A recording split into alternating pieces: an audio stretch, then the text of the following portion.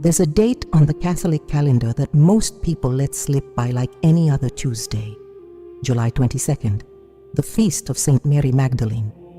And that indifference carries a cost that gets paid in purgatory. Because something opens on that day, a door that stays shut the rest of the year, an intercession that Saint Teresa of Jesus understood from deep inside the Carmel and that she tried to burn into the hearts of her nuns. But there's something worse than not knowing that door exists. What's worse is walking right up to it, standing in front of it, and showing up with the very things in your hands that slam it shut. And that's exactly what thousands of devoted souls do every July 22nd. You could be one of them, because what you're about to hear isn't taught in catechism class. It's never preached from the pulpit the Sunday before this feast. Saint Teresa of Jesus learned it on her knees in prayer when she came to understand why Mary Magdalene holds a power of intercession before Christ that almost no other saint possesses for the souls who suffer. And she also understood, with a pain that cuts straight through her chest, which gestures, which attitudes, which failures by the faithful block that intercession right when it matters most. If you have a departed loved one weighing on your heart and you want Mary Magdalene to intercede for that soul this July 22nd, write in the comments, "Magdalene, carry my departed loved one before Christ." And subscribe to this channel because every week Saint Teresa of Jesus delivers what your soul and the souls of your departed loved ones need to hear. July 22nd, 1562. At the convent of St. Joseph in Avila, the discalced nuns that Saint Teresa of Jesus had just gathered under her reform prayed together for the first time on the feast of Mary Magdalene.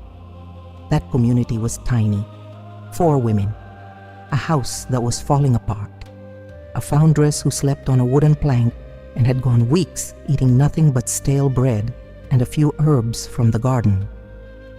But on that July 22nd, Saint Teresa of Jesus asked her sisters to do something none of them expected. She asked them not to pray the rosary that night, not to recite the litanies, not to open the breviary. She asked them to sit on the chapel floor, close their eyes, and think about one single thing: the exact moment Mary Magdalene touched the feet of Christ. That was all. And it was enough for those 4 women to grasp something the rest of the church would take centuries to formally recognize. Mary Magdalene held a place in the heart of Saint Teresa of Jesus that went beyond ordinary devotion. Any devout Catholic knows the Magdalene as the repentant sinner who washed the Lord's feet with her tears, who stood at the foot of the cross when the apostles had fled, the first to see the risen Christ in the garden near the tomb. But Saint Teresa of Jesus saw something deeper in her, something that connected directly to the souls in purgatory and to what happens on July 22nd. In The Way of Perfection, Saint Teresa of Avila writes about the prayer of interior recollection and holds up Mary Magdalene as the model.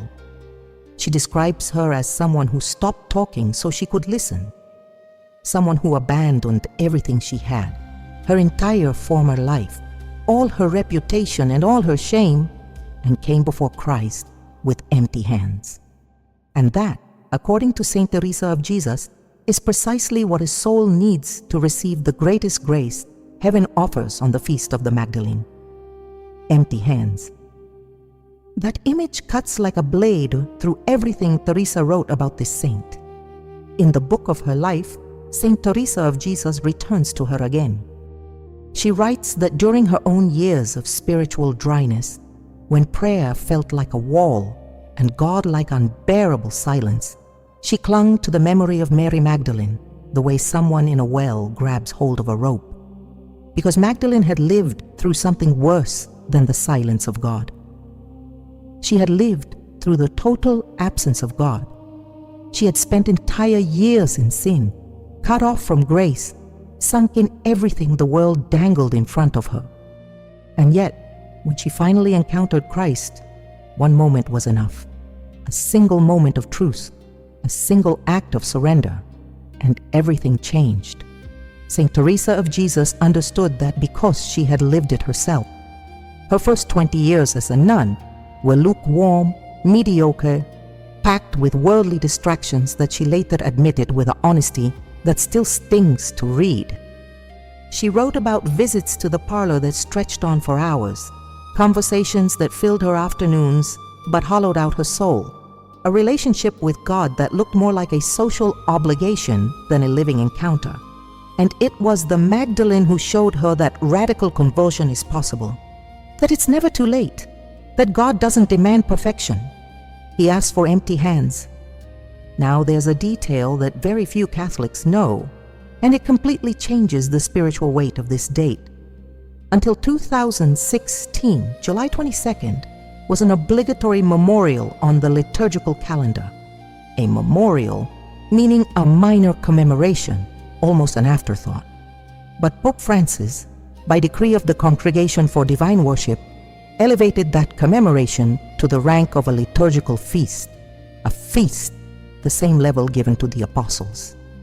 The official reason was to recognize Mary Magdalene as the apostle of the apostles, the first witness to the resurrection, the woman who carried the most important news in the history of humanity.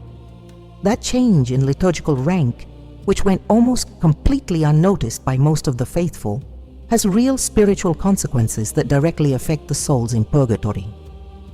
Because liturgical feasts open channels of grace that memorials do not. The Church teaches this plainly. There are dates during the year when the communion of saints grows more intense, more permeable, more effective for the dead. And July 22nd, since 2016, is one of those dates. Saint Teresa of Jesus already knew this 4 centuries before the decree. She knew it because she had experienced it. In her writings on prayer for the dead, she repeats an idea that sounds simple at first, but hides enormous depth. There are days when heaven listens differently. There are days when the intercession of certain saints carries a power that on other days lies dormant. And the day of Mary Magdalene was for her one of those days. Perhaps the most important of all for the souls waiting in purgatory for the mercy of Christ. Because there's something that ties the Magdalene to those souls in a way that few people stop to consider.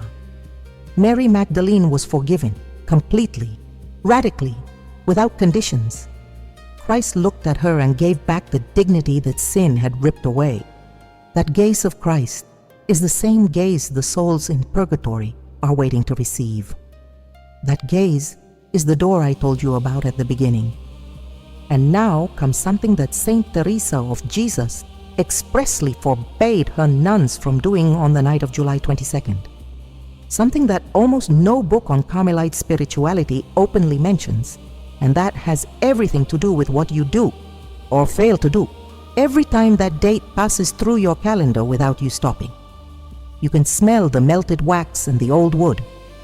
The chapel of the convent of St. Joseph in Avila has that scent you only find in places where people have prayed without ceasing for decades. A scent that soaks into the walls, that seeps into the floor, that clings to your clothes. And in that chapel, on the night of July 22nd, the discalced Carmelites of Saint Teresa of Jesus did something that set them apart from every other religious community in 16th century Spain. They wept.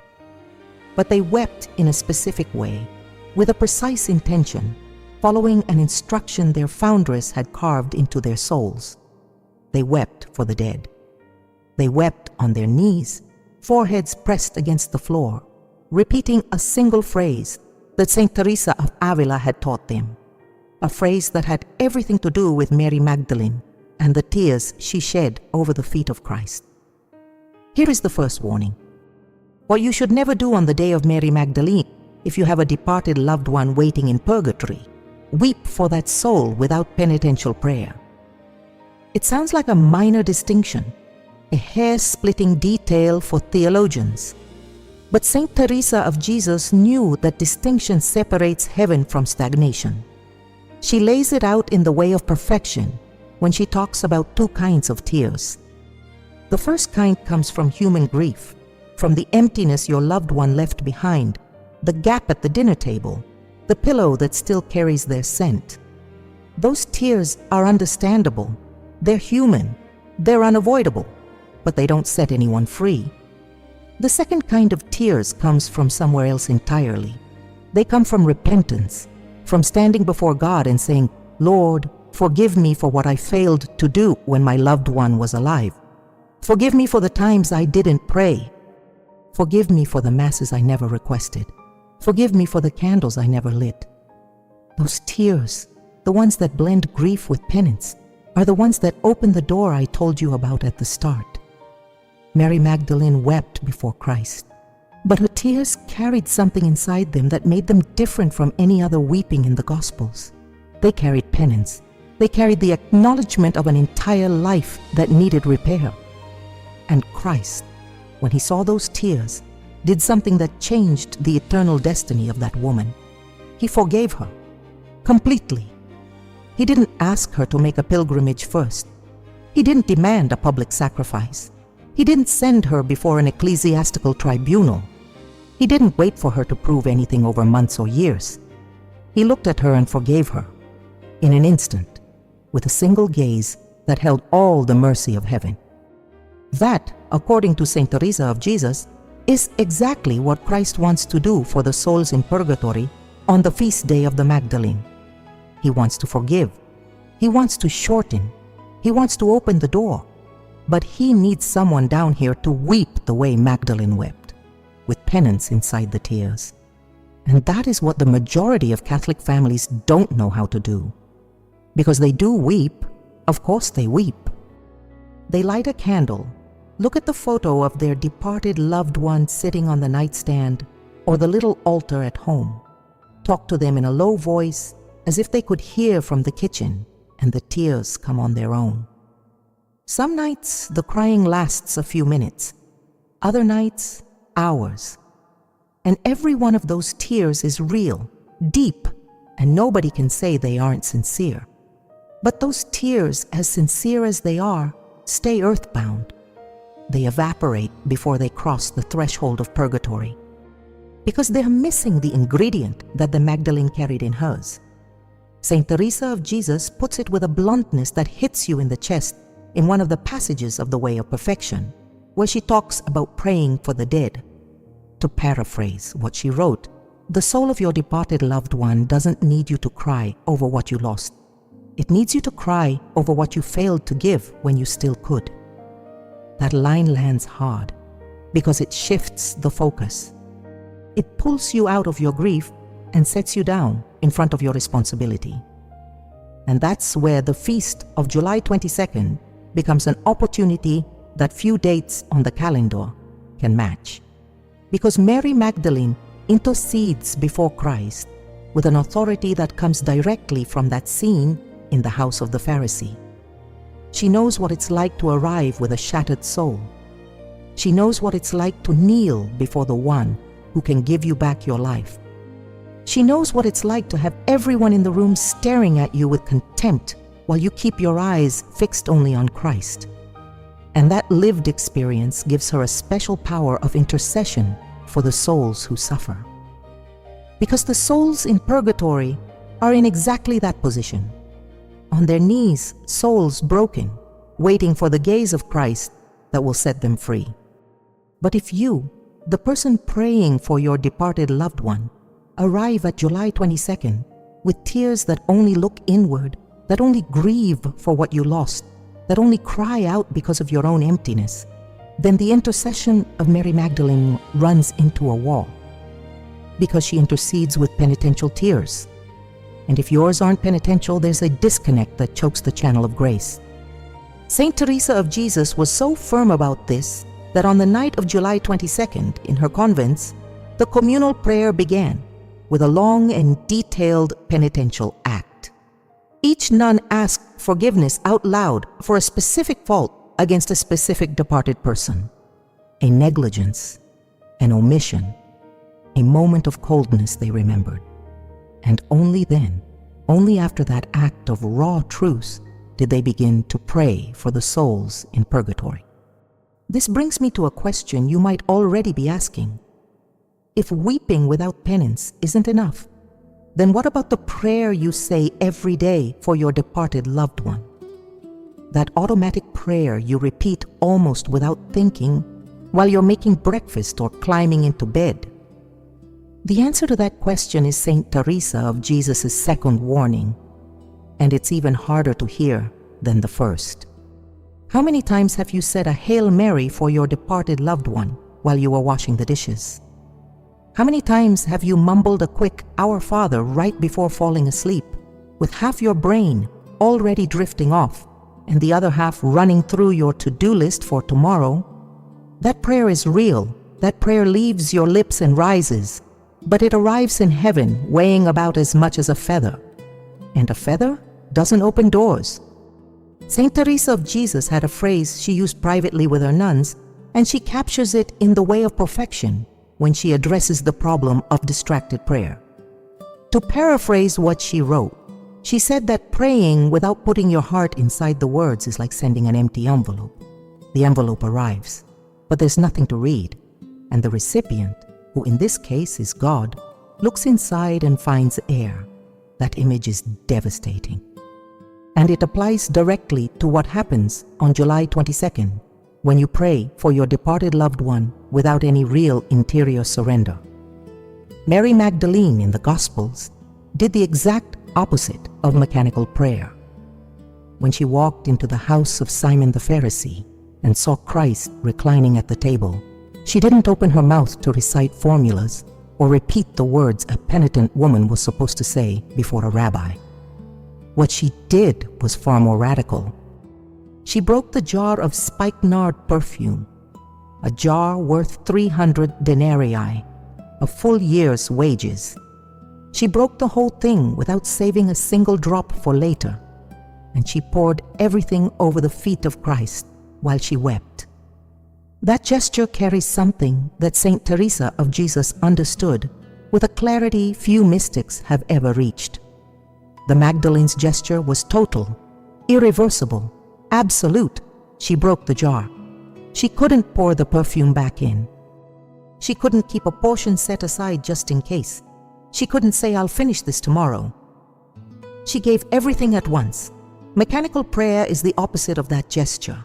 Mechanical prayer keeps the jar perfectly intact.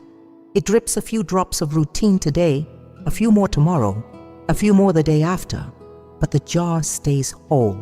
The risk stays at zero, and the kind of surrender that actually costs something keeps getting pushed to the next day. And Saint Teresa of Jesus knew, because she lived it for years before her definitive conversion, that this kind of prayer keeps the soul of your departed loved one exactly where it is, stuck in place, in a purgatory that stretches longer because the prayer of the living person who should be pushing that soul upward arrives without force, without weight, without the broken perfume of the Magdalene. Think about your own daily prayer for your departed loved one. Think honestly about the last time you prayed for him or for her. Did you break anything? Did you feel it cost you something to say those words? That something cracked open inside you as they left your mouth? Did the prayer hurt you physically, the way it hurt the Magdalene to kneel in front of an entire banquet hall full of people, knowing every one of them was pointing at her? Because if the prayer doesn't cost anything, if it fits comfortably between washing the dishes and starting the laundry, then it's an empty envelope, a letter with no message inside, a gesture that floats up and drifts back down without moving a thing. On July 22nd, that reality becomes even more serious, because on that day, the intercession of Mary Magdalene is active in a special way. On that day, her closeness to Christ carries a liturgical intensity that the Church recognized when it elevated her commemoration to a feast. And if you arrive at that date with your same old prayer, your usual routine, your words worn thin by repetition, you're wasting the greatest opportunity the liturgical calendar offers for your departed loved one in the entire month of July. Saint Teresa of Jesus gave her nuns a specific practice for the night of July 22nd, that shattered routine at its roots. She asked each one to choose a departed soul, only one, and to spend a full hour in silent prayer for that soul without saying a single word. 1 hour of silence, picturing the face of that departed person, remembering their voice, feeling their absence, and offering that pain in silence to Christ, the same way the Magdalene offered her tears without speaking a single phrase that the Gospels record. That prayer of total silence was, for Saint Teresa of Jesus, the equivalent of breaking the jar of perfume, because silence hurts more than words. Silence forces you to sit with your pain without the crutch of a formula to distract you. It forces you to look straight into the emptiness your departed loved one left behind. And when you do that, when you stay alone with that emptiness instead of escaping into an automatic prayer, then the prayer fills up. Then the envelope arrives with something inside. Then the intercession of Mary Magdalene has real material to bring before Christ. But empty prayer on the day of the Magdalene carries a weight that empty prayer on any other day of the year does not. Because the rest of the year, if you pray without soul, you simply lose that day's opportunity. On July 22nd, if you pray without soul, you're telling Mary Magdalene, intercede for my departed loved one, but look at how I'm asking you. With half-hearted effort, with routine, with the same, Our Father, I mumble while I'm turning off the lights. And that contradiction between what you're asking and the lukewarm way you're asking, it creates something that Carmelite mystical tradition calls a spiritual short circuit. The grace is available, but the channel that should carry it down to purgatory is clogged by the lukewarmness of the person praying. And there's something else you need to know. Something that Saint Teresa of Jesus never separated from prayer, and that on July 22nd takes on an importance that could change the eternal destiny of your departed loved one forever. It has to do with a specific sacrament and what really happens when you arrive at July 22nd without having received it. Confession is the sacrament that Saint Teresa of Jesus most closely linked to the feast of Mary Magdalene.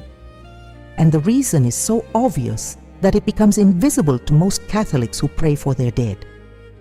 Mary Magdalene was the first person in the Gospels who confessed with her entire body. Before this sacrament existed as we know it today, before there were wooden confessionals or purple stoles or formulas of absolution, that woman knelt before Christ in a room full of people who despised her and laid her sin bare on the table, all of it, without softening anything, without fishing for an excuse, without claiming that circumstances had pushed her into it.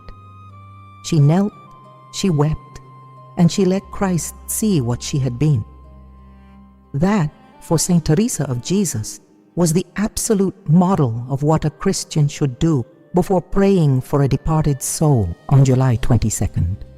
Go to confession and confess for real, with your guts, as she put it in her writings when she drew the line between a confession that cleanses and a confession that barely wets the surface.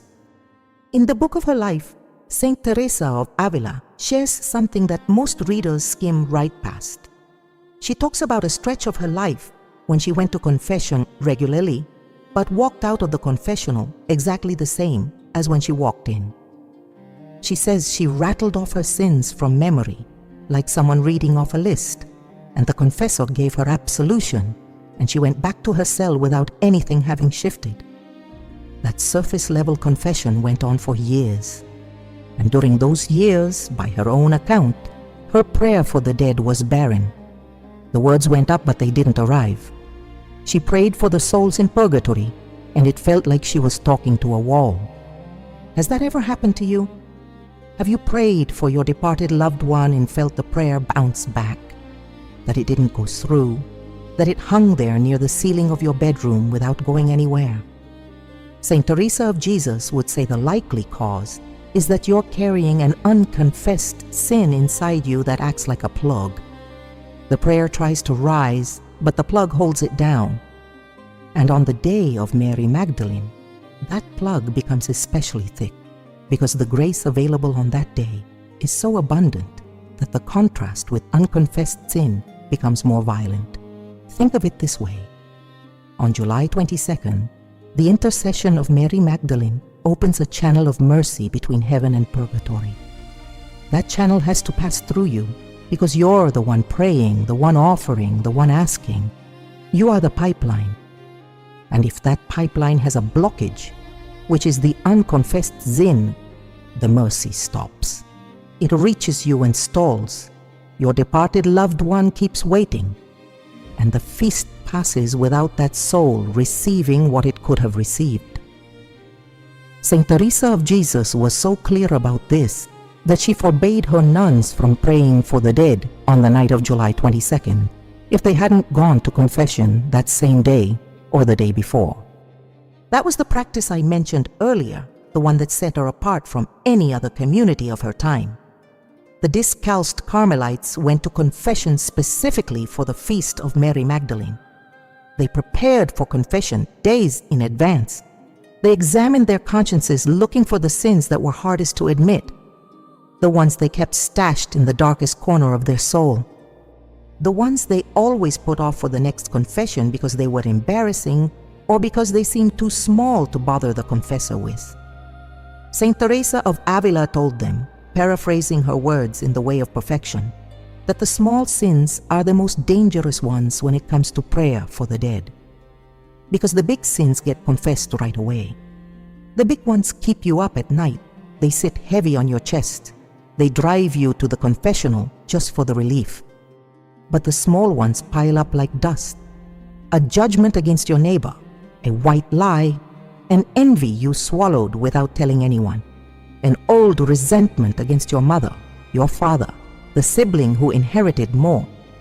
Those small sins form an invisible layer of grime that clogs the channel of your prayer without you even realizing it.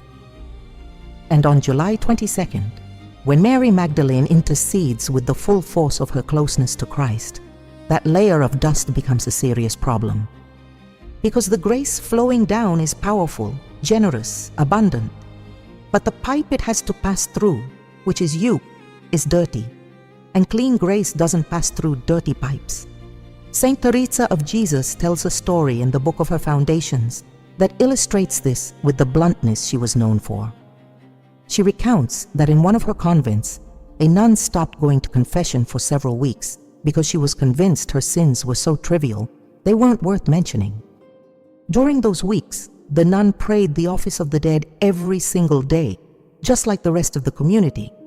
But Saint Teresa of Jesus noticed something off about the way she prayed. She says the nun's voice sounded hollow, like a cracked bell. The words left her mouth but seemed to fall to the floor instead of rising. And when Teresa spoke with her and sent her to the confessional, the nun discovered she'd been carrying 3 sins she had minimized. Once confessed, her entire experience of prayer changed. That very night, the nun prayed for a departed woman in her family and felt for the first time in weeks that the prayer was going through, that it was crossing, that it was getting past the wall between this world and purgatory. Now, confession is the third warning from Saint Teresa of Jesus for July 22nd. But there's a fourth, and it touches something deeper still, something many devout Catholics carry without recognizing it, and that, on the day of Mary, Magdalene becomes a weight heavy enough to sink the most sincere prayer to the bottom. He told her he forgave her. He said it looking straight into her eyes, in front of her family, in front of the neighbors, in front of the priest who had come to give him the anointing. He told her he forgave her, and the next day, that man died. The woman who told me this story years ago in a small church in Mexico City was crying as she remembered it, but crying from relief, because that sentence, spoken just in time, that forgiveness ripped from the depths of a grudge that had been growing for 20 years, gave her back her peace, and gave her back something else, the ability to pray for that man after he was gone, without the prayer burning in her mouth. Resentment is the fourth warning from Saint Teresa of Jesus for July 22nd.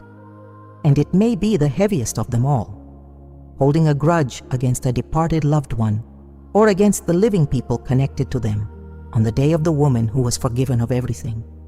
The contradiction is so massive that Saint Teresa of Avila describes it in her letters with an image that's painful to read. In a letter to Lorenzo de Cepeda, her brother, she writes, paraphrasing her thought, "Anyone who asks Mary Magdalene to intercede for a soul while holding resentment in their heart is like someone lighting a candle before the Blessed Sacrament with hands caked in mud.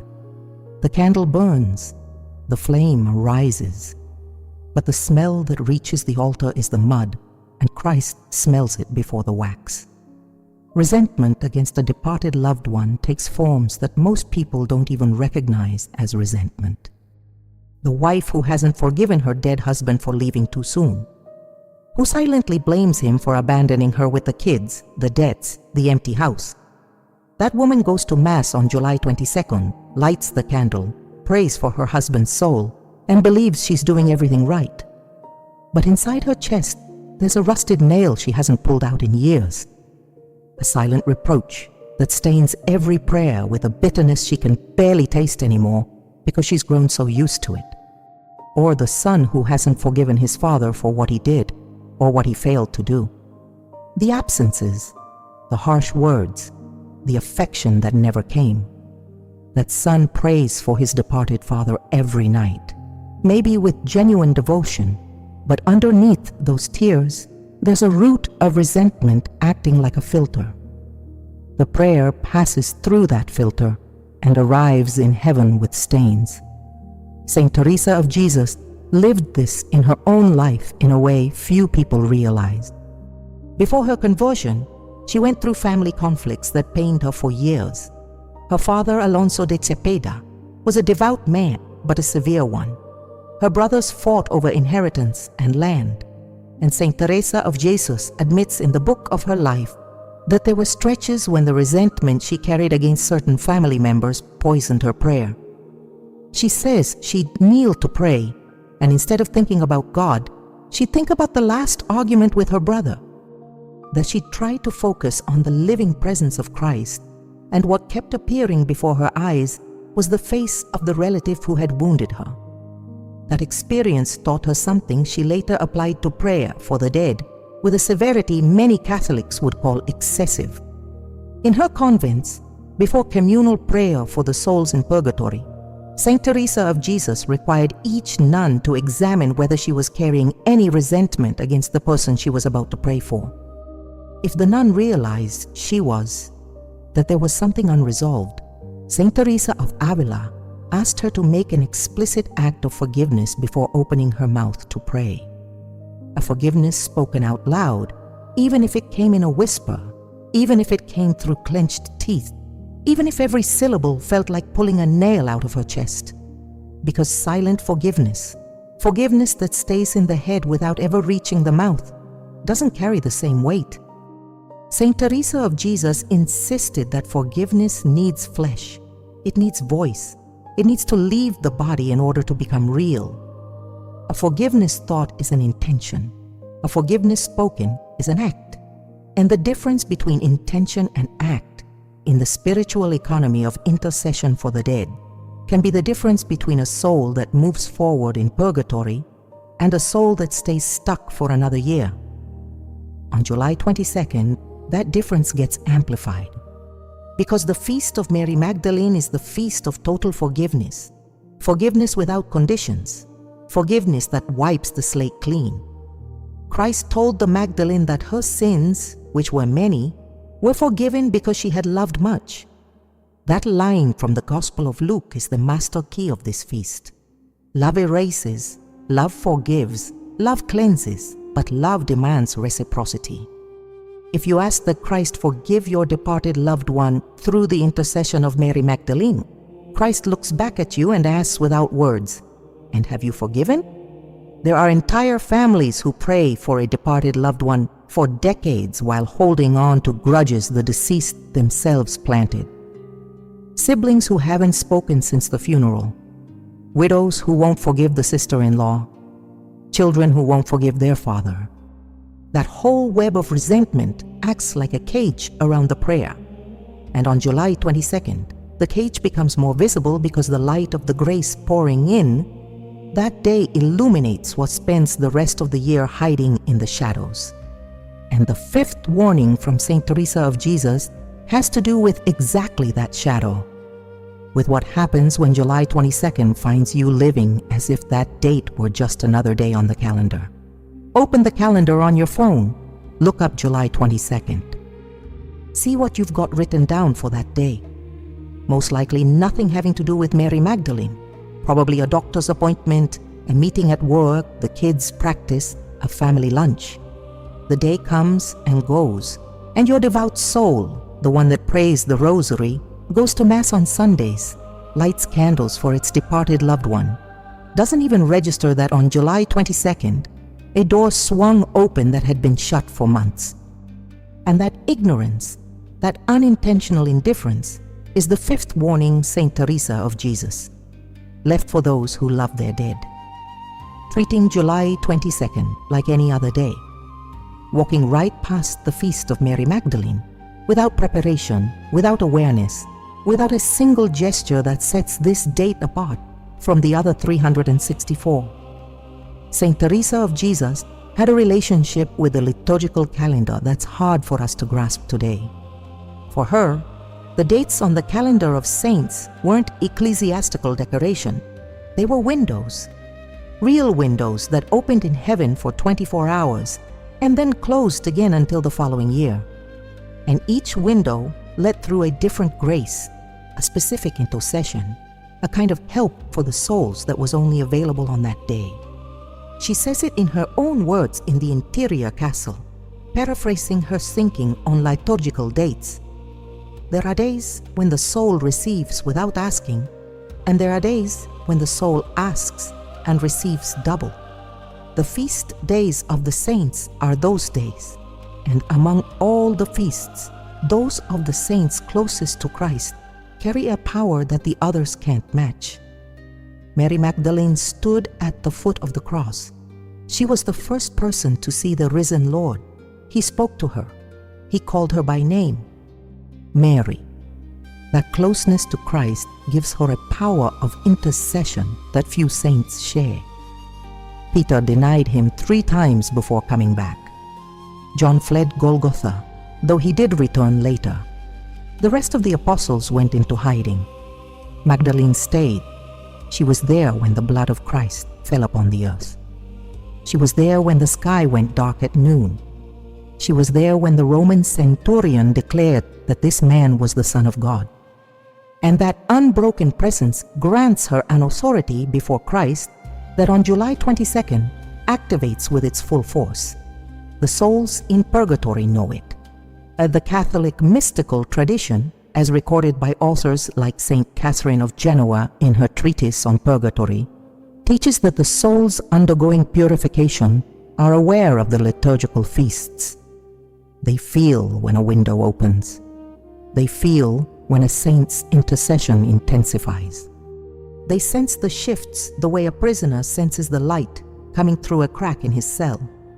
With a desperate attention, a sensitivity that the living lost a long time ago. And on July 22nd, those souls are waiting for someone on earth to do something for them by taking advantage of the feast of the Magdalene, waiting for a Mass offered in their name, waiting for a communion dedicated to them, waiting for a penitential prayer fueled by the love of a family member who knows what day it is and what it means. And if nobody does anything, the window closes. That year, for that soul, the feast of Mary Magdalene passed without a trace. Picture your departed loved one. Picture them sensing that today is July 22nd, that from wherever they are, they can feel Mary Magdalene interceding with special force before Christ for the souls still waiting. Picture your departed loved one recognizing that date because the Church taught it to them on the other side of the veil, because the souls undergoing purification learn things about the calendar of grace that they never knew in life. Your departed loved one is waiting. Waiting for you, the person who loved them most on earth, who still keeps their photo by the bed, who still talks to them in a low voice when nobody's around, to use this day to push their soul a little closer to the light. And now picture yourself at home, watching television or running errands at the grocery store, or worrying about the electric bill, without the faintest idea that this day carried a spiritual significance that could have changed the eternal destiny of the person you love most. Saint Teresa of Jesus lived the liturgical feasts with an intensity that would seem extreme by today's standards. She prepared for each one days in advance. She organized her nuns' prayers around the saint of the day. She assigned specific intentions, and the feast of Mary Magdalene was for her one of the most important of the entire summer, because it fell in the dead heat of the Castilian summer, when the heat crushed the nuns and the temptation to slack off spiritually was at its peak. July 22nd was, for Saint Teresa of Avila, a day of interior battle, a day to conquer spiritual laziness, a day to remember that the Magdalene knelt before Christ while everyone around her looked at her with disgust and she didn't care. If she could do that, you can give 1 hour to your departed loved one on July 22nd, 1 single hour. That's what Saint Teresa of Jesus asked of her nuns. 1 hour of concentrated prayer, intense, painful if it had to be, dedicated to the departed soul most in need of Mary Magdalene's intercession. And that 1 hour, according to the spiritual experience recorded in her writings, had an effect on the souls of purgatory that was worth weeks of lukewarm prayers scattered across the rest of the year. But that hour comes with a requirement that Saint Teresa of Jesus considered sacred. And this requirement is what transforms the prayer of July 22nd from a pious act into an experience capable of opening heaven for your departed loved one. What the discalced Carmelites did that night goes beyond what most Catholics can imagine. Night falls over Avila. The bells of the convent of St. Joseph have rung for compline, and the nuns descend to the lower choir, their sandals scraping across the cold stone. It's July 22nd. The heat of the day still clings to the cloister walls, but inside the chapel the air turns suddenly cool, as if someone had opened an invisible door. Saint Teresa of Jesus is kneeling in her usual place, the last seat in the choir, closest to the grille that separates the nuns from the public church. Her hands rest flat on the floor. Her eyes are closed. In front of her, a single lit candle. That night, she's not going to pray the office of the dead the way the rule prescribes. That night, she's going to do something different. What Saint Teresa of Jesus taught her discalced Carmelites for the night of Mary Magdalene was a prayer protocol that doesn't appear codified in any formal constitution of the order. But her first companions passed it from mouth to mouth, and some chroniclers of the Carmel recorded it in their accounts of daily life in those early convents. The protocol had 4 steps, and each step was designed to mirror what Mary Magdalene did before Christ the night she found him in the house of the Pharisee. The first step was the vigil. Saint Teresa of Jesus asked her nuns to stay awake at least 1 hour after compline in silent prayer, without praying out loud, just quiet, seated or kneeling, depending on each one's strength, but in absolute silence. That hour of vigil represented the Magdalenes waiting before entering the house of Simon. Scripture scholars agree that Magdalene had to wait for the right moment to slip into a banquet where nobody had invited her. That waiting was part of her penance. And Saint Teresa of Jesus wanted her nuns to live through that same waiting in the chapel, feeling unworthy of the grace they were about to ask for, yet steady in their decision to ask for it anyway. The second step was reading the Gospel of John, chapter 20, verses 1 through 18. The passage about Mary Magdalene at the empty tomb, the morning of the resurrection. Magdalene reaches the tomb before anyone else while it's still dark. The stone is gone. The body is gone. She runs to tell Peter and John, comes back alone, stands weeping beside the empty tomb with a desolation that only someone who has lost the person who gave them back their life can understand. She sees two angels sitting where the body had been. She sees someone standing there whom she mistakes for the gardener. And then Christ says her name, Mary. A single word that tears the veil between death and life. And she recognizes him. Saint Teresa of Jesus believed that passage held the key to Mary Magdalene's intercession for the souls in purgatory, because the souls in purgatory are, in a real sense, in the same position as the Magdalene at the empty tomb. They're searching for Christ. They know he's near, but they can't see him yet. They're still in the darkness, and they're waiting to hear their own name spoken by the voice that changes everything. What the prayer of the living does on July 22nd is to bring that moment closer, to push the soul one step nearer to hearing that voice. The third step in the protocol was the offering.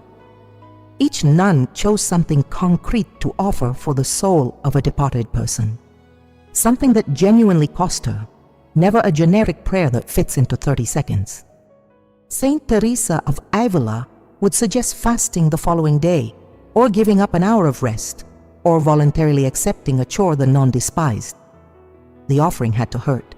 It had to look like the Magdalene's broken jar of perfume, something that once given, you can't take back. And the fourth step was the petition. After the vigil, the reading, and the offering, each nun asked Mary Magdalene out loud to intercede before Christ for the soul of her departed loved one. She did it by naming the departed person, saying their full name in the darkness of that chapel while the candle flickered. And that name, spoken aloud in the dark, according to the spiritual experience Saint Teresa of Jesus passed on to her nuns, produced an effect the Carmelites themselves described as a tremor passing through the body. A shiver, a physical certainty that something had shifted in the invisible world. Those four practices together formed what Saint Teresa of Jesus considered the most powerful prayer of the entire year for a departed soul. More powerful than the November novena for the dead. More powerful than the Office of Compline sung during Lent. Because it brought together three elements that rarely converge in a single prayer, and that on that night met all at once. Real penance, true interior silence, and the active intercession of the saint closest to Christ that the liturgical calendar offers in the heart of summer. And that protocol, those four practices, are the exact opposite of what most Catholics do on July 22nd. Most don't keep vigil. Most don't read John chapter 20. Most don't offer anything that cost them. And most never speak their departed loved one's name aloud, asking for the intercession of Mary Magdalene. But what still needs to be said is the most important part of all.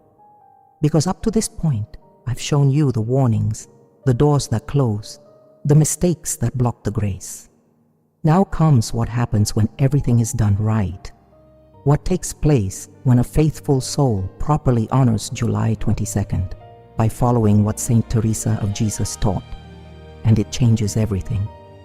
When everything is done right, when the faithful soul arrives at July 22nd with penitential tears, with prayer that breaks the jar, with a recent confession, with a heart clean of resentment, and with a full awareness of the date they're living, then something happens that Saint Teresa of Jesus described in terms that still make you tremble if you read them slowly. In one of the passages of the book of her life, where she writes about her experiences with the souls in purgatory, Saint Teresa of Avila recounts that on certain liturgical days she felt the distance between this world and purgatory grow shorter. She says she felt it physically. She noticed a pressure in her chest, a strange warmth in her hands, and sometimes a scent of flowers filling her cell, even though there wasn't a single flower anywhere. And those signs told her the prayer was working, that it was arriving, that the soul she was praying for was moving. That is exactly what happens when you properly honor the feast of Mary Magdalene. The door I told you about at the beginning of this video opens, and now I can tell you what that door is, because you've been listening since the first minute waiting for me to say it, and the moment has come. The door is the gaze of Christ, the same gaze the Magdalene received in the house of the Pharisee, the same one that forgave her in an instant, the same one that called her by name in the garden near the tomb. That gaze of Christ on July 22nd turns toward purgatory with an intensity that stays at a lower level the rest of the year. And the intercession of Mary Magdalene is what guides that gaze toward one specific soul, toward your specific soul, toward the soul of your departed loved one. But that gaze needs to find something on the other side. It needs to find a clean prayer, a true offering, a heart that has prepared the way with everything you've learned up to this point. If it finds that, the gaze of Christ penetrates purgatory and reaches the soul that's waiting. And what that soul experiences in that instant, according to the Carmelite mystical tradition that Saint Teresa of Jesus handed down to her spiritual daughters, is a relief so deep, so complete, so radical, that it equals years of purification compressed into a single instant of divine mercy. Saint Teresa of Jesus tells us that one of her closest nuns, Sister Ana de San Bartolome, who would later become her personal secretary and the woman who held Teresa in her arms when she died, told her one morning on July 23rd that during the previous night's prayer, she had felt the soul of her father, who had been dead for 7 years, touch her. She says she felt a hand on her shoulder, a hand that had no weight but was undeniably there. And in that moment she knew, with a certainty that went beyond faith, that her father had taken one more step toward the light. Saint Teresa of Jesus didn't dismiss that experience. She listened, she took note of it, and she used it to assure her nuns that the prayer of July 22nd had a reach the other nights of the year rarely achieved. Now think about what that means for you. You have a departed loved one, someone you loved, someone who may have died recently or long ago, someone whose photo you keep in a drawer or on your nightstand or at the little altar you made for them in a corner of your home, someone you pray for, sometimes with faith, sometimes out of habit. That departed loved one has an opportunity on July 22nd that doesn't exist in August or September or October, because on July 22nd, the woman who stood closest to Christ in his death and in his resurrection intercedes before him with all the force her story gives her, with the force of someone who was forgiven of everything, with the force of someone who wept over the feet of the Savior and dried those tears with her own hair, with the force of the first person to hear her name spoken by the mouth of the risen Lord. And what that intercession needs from you, you already know. You've heard it throughout everything I've said. It needs penitential tears, prayer that costs you something, a recent confession, forgiveness spoken out loud, and awareness of the date.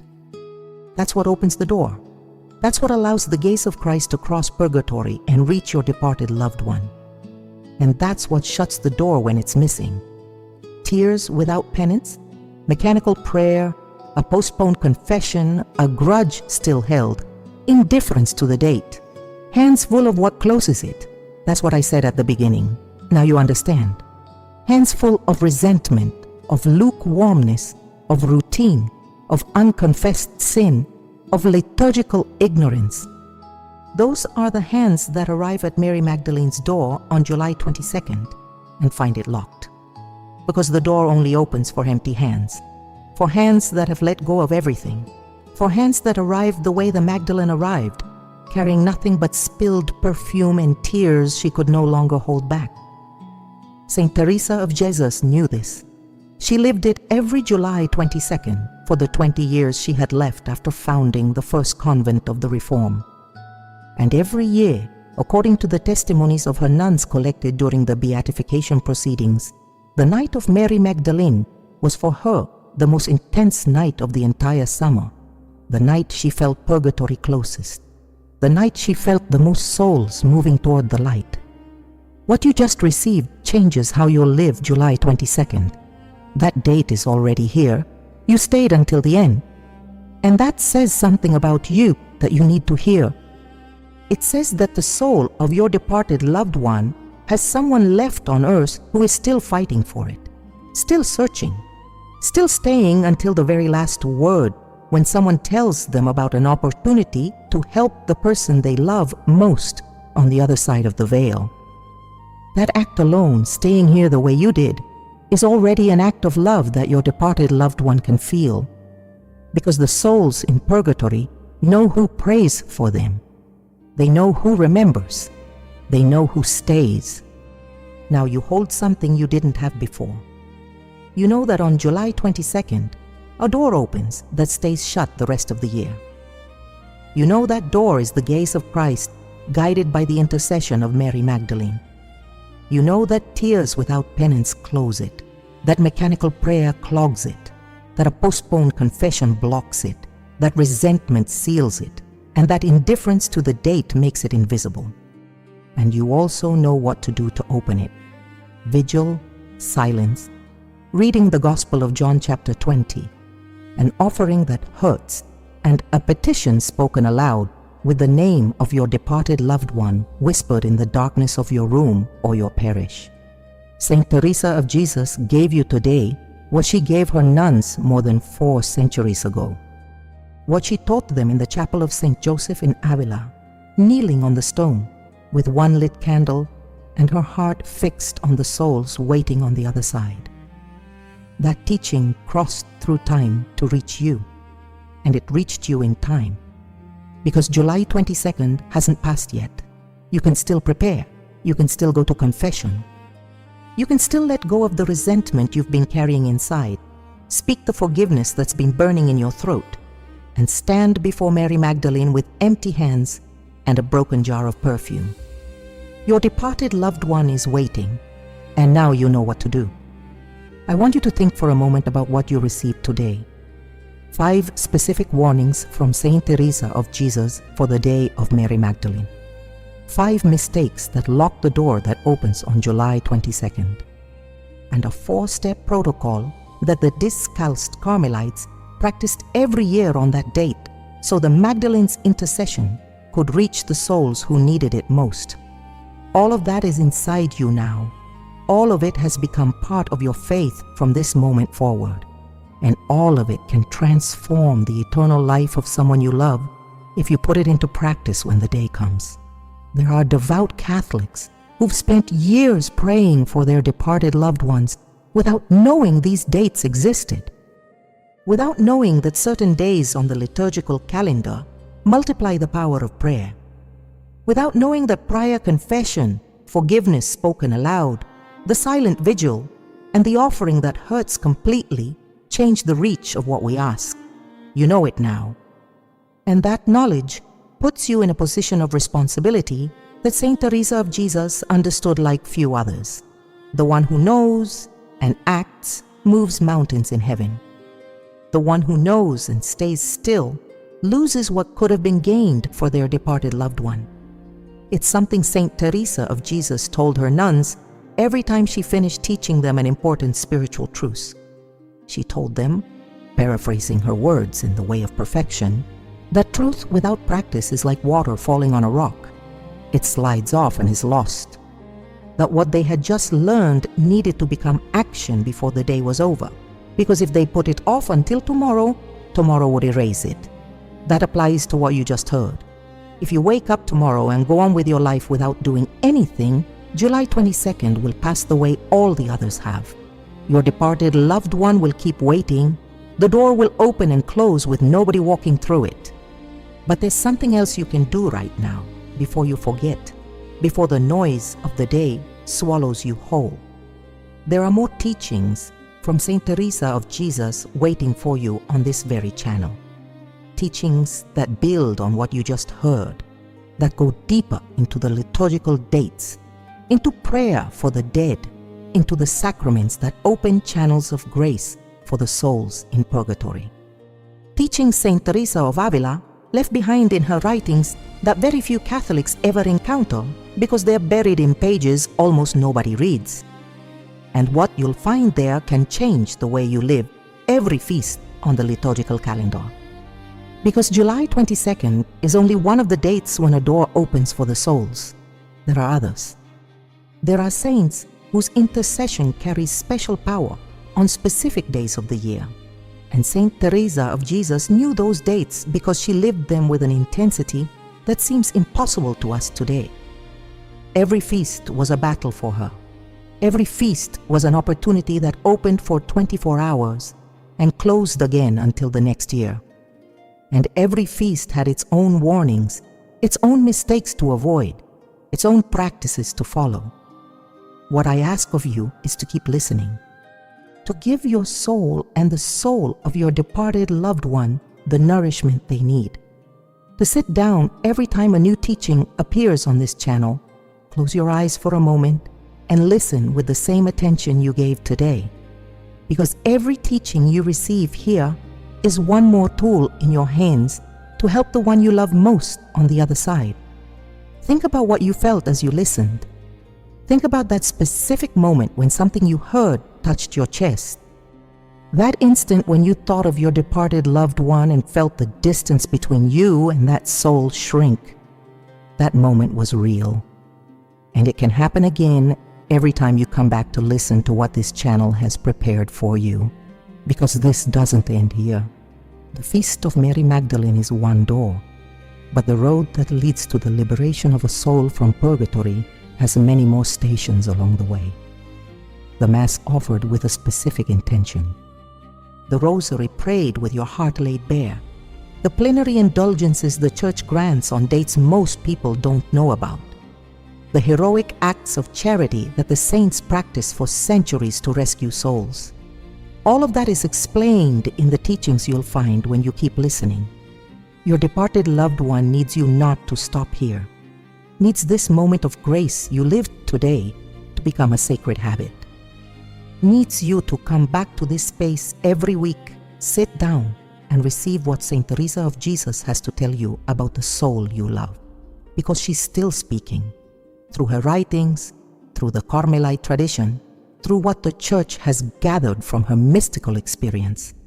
And every word of hers you hear becomes a prayer for your departed loved one. Every teaching you apply becomes a push toward the light for that waiting soul. Don't leave that soul waiting longer than necessary. Keep listening, keep learning, keep praying with the strength that comes from knowing how to do it, because now you know. And the one who knows and acts changes the destiny of a soul. There are people who discover this channel and feel like someone just removed a blindfold, that their whole life they had been praying for their departed loved ones with the best of intentions, but with the wrong tools. That nobody had ever explained to them what Saint Teresa of Jesus taught about liturgical dates and confession as the key to intercession. And when they discover it, something shifts inside. Prayer stops being routine and becomes a mission. The Rosary starts to feel different between their fingers. Sunday Mass takes on a new meaning because they finally know what to ask for and who to offer it for. If that's what you felt today, then what comes next will only confirm it. Because every teaching you hear on this channel adds another piece to the map Saint Teresa of Jesus drew for the souls who love their departed. A map with marked dates, designated intercessor saints, devotional practices tested over centuries, and specific warnings that protect your prayer from the mistakes that weaken it. Saint Teresa of Jesus carried the weight of her departed loved ones every day of her life. From the age of 20 until 67, when she died in Alba de Tormes on an October night with the crucifix pressed against her chest and the last words on her lips given to Christ. Throughout all those years, she prayed for the souls in purgatory with a constancy that broke the heart of anyone who watched her. She prayed at dawn. She prayed at midday. She prayed at night with her eyes full of tears and her knees swollen against the cold stone of her cell. And she did it because she knew that every prayer counted, that every gesture mattered, that every liturgical feast was a window heaven gave her to reach through and pull a soul from the purifying fire. You have that same opportunity. July 22nd is in front of you. Mary Magdalene is waiting for your petition. Christ is willing to turn his gaze toward purgatory if you do your part. And your departed loved one, that person you loved more than anyone else in this world, is waiting for that day to arrive with the hope that you will have heard what Saint Teresa of Jesus had to tell you. You heard it. You know it now. Go and do it. Before you go, I want you to close your eyes for a moment, just a moment. Think of the face of your departed loved one, their smile. The last time you heard their voice, that voice that will never sound again in this world, but that your memory keeps perfectly intact. And tell them in silence, inside your heart, I'm going to help you. This July 22nd, I'm going to do something for you I've never done before. I'm going to prepare my confession. I'm going to let go of what weighs me down. I'm going to pray in silence with your name on my lips, and I'm going to ask Mary Magdalene to carry you before Christ. Tell them, may God bless you. May the Blessed Virgin Mary cover you with her mantle. May Saint Teresa of Jesus intercede for you and for your loved ones. And may Mary Magdalene, the woman who loved so greatly that she earned the right to be the first to see the risen Lord, carry the name of your departed loved one before Christ this July 22nd. Go in peace. Until very soon, dear soul. Until very soon.